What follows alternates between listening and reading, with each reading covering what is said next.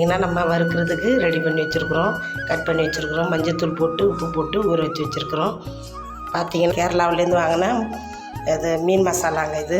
அதுக்கு நம்ம மீன் எப்படி பொரிக்கிறோன்னு பாருங்கள். அதுக்கு தேவையான பொருள் இஞ்சி பூண்டு பேஸ்ட்டு, கொஞ்சம் நம்ம ஊர்லேருந்து எடுத்துகிட்டு வந்தோம் குழம்பு மிளகா, கொஞ்சம் அரிசி மாவு, மஞ்சத்தூள், எலுமிச்சம்பழம் ஒரு மூடி, அவ்வளோதாங்க. இதை சேர்த்து இப்போ நம்ம மீன் வறுக்கிறதுக்கு ரெடி பண்ணி வைக்கணும்.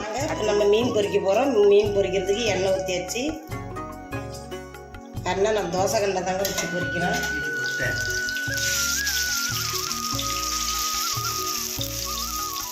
அது வேணாங்க, இந்த மாதிரி செய்யாதீங்க. கண்ணில் ஒரு படிக்கிறது.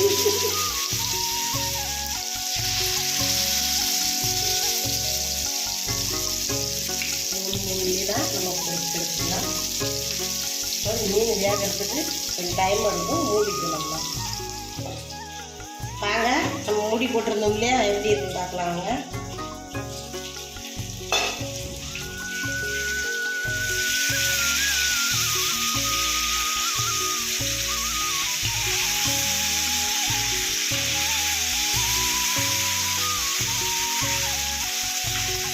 திருப்பி நம்ம மூடி போட்டு வேக விடணும். இந்த ஐலா மீன் வந்து கொஞ்சம் வேகிறதுக்கு டைம் எடுக்கும். வெந்தாலும் உள்ளார வந்து பச்சையாக இருக்கிற மாதிரி தெரியும்.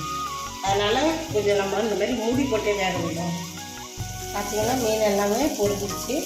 நம்ம எடுத்து பிளேட்டில் எடுத்து வச்சுக்கோங்க.